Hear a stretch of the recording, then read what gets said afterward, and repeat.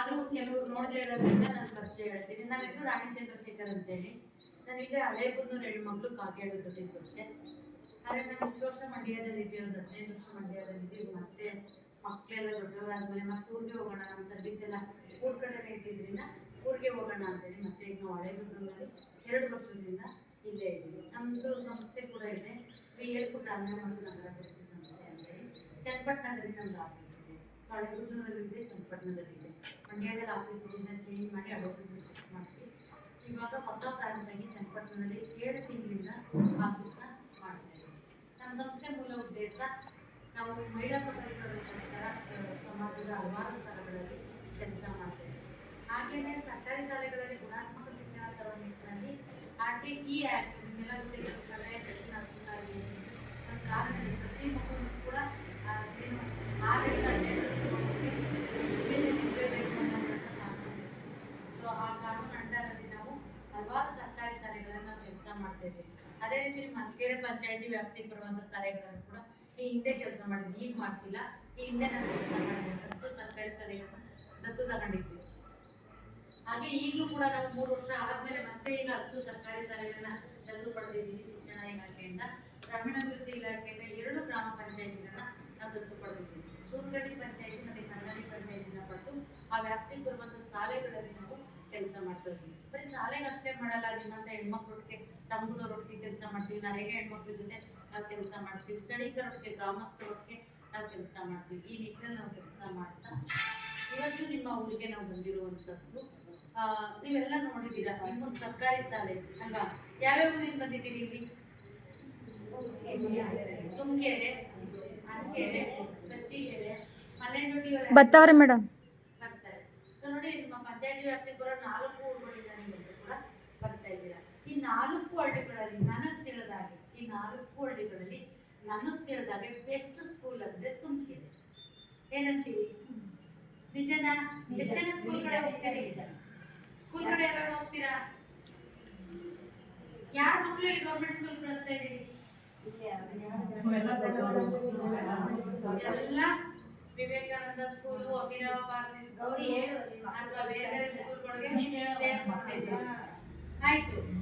ಸಾಮಾನ್ಯ ನೋಡಿ, ಯಾವುದೇ ಒಬ್ಬ ಮನುಷ್ಯ ಅಭಿವೃದ್ಧಿ ಆಗಬೇಕು ಅಂದ್ರೆ ನಾವು ದುಡ್ದಂತ ಹಣ ಸ್ವಲ್ಪ ಸ್ವಲ್ಪ ಉಳಿತಾಯ ಆದ್ರೆ ಮಾತ್ರ ನಾವು ಅಭಿವೃದ್ಧಿ ಆಗೋದಕ್ಕೆ ಸಾಧ್ಯ ಇರುವುದು. ಈ ವ್ಯಾಪ್ತಿಗೆ ಬಂದ ಮೇಲೆ ನಾನು ದೂರದಿಂದ ನೋಡ್ತಿದ್ದೆ ಈ ಕಡೆ ಹಳ್ಳಿಗಳಲ್ಲಿ ಚಿತ್ರಣ ಹೇಗಿತ್ತು ಅಂತ.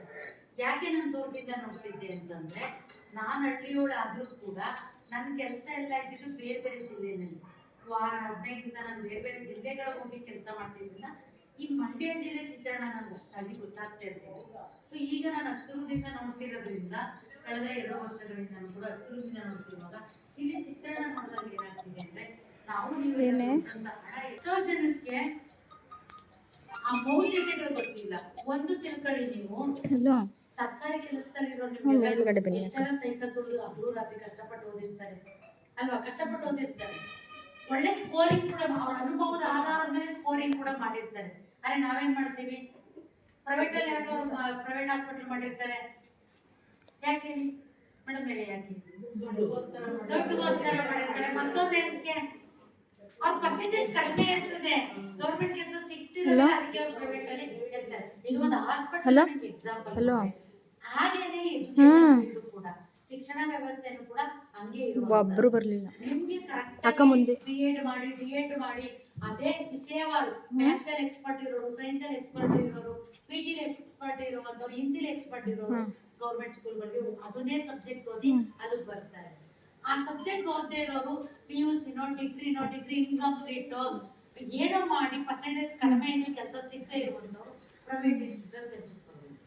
ಈ ಎರಡನ್ನ ನೀವು ಅರ್ಥ ಮಾಡ್ಕೊಂಡ್ಬಿಟ್ರೆ ಮೀಟಿಂಗ್ ನಡೀತದೆ, ಆಮೇಲೆ ಮಾಡ್ತೀನಿ. ಕಾಪಾಡ್ಕೊಂಡು ನಾವು ನೋಡೋ ಮುಗಿ ಬಿತ್ತು ಬರ್ದೇ ಇರೋ ಸ್ಕೂಲ್ ಬಸ್ಗಳೆಲ್ಲ ನಮ್ಮ ಊರುಗಳಿಗೆ ಬರ್ತಾ ಇದೆ. ಅದಕ್ಕೆ ಕಾರಣ ಯಾರು? ನೀವುಗಳೇ ಕಾರಣ, ನಾವುಗಳೇ ಕಾರಣ. ತುಮಕೆರೆ ಶಾಲೆನಲ್ಲಿ ಹೋಗಿ ಅನಕೆರೆ ಶಾಲೆ ನಾನು ಬರ್ತಾ ಇದ್ದ ತಗೊಳಕ ನಮ್ಗೆ ಎಷ್ಟು ಟೀಚರ್ಸ್ಗಳು ವ್ಯಾಲ್ಯೂಯಬಲ್ ಇದ್ದಾವೆ. ಅಲ್ಲಿ ಮಕ್ಕಳು ನಾವು ನಮ್ದು ಊಟ ಟೆಸ್ಟ್ ಮಾಡೋದು ಕೂಡ ಒಂದು ಇದಿದೆ, ಏನು ಜವಾಬ್ದಾರಿ ಇದೆ. ಯಾವ್ಯಾವ ಶಾಲೆಗೆ ಬರೋ ದಿಢೀರಂತ ನಾವು ಹೋಗಿ ಊಟ ಟೆಸ್ಟ್ ಮಾಡೋದಕ್ಕೆ ಪರ್ಮಿಷನ್ ಇದೆ.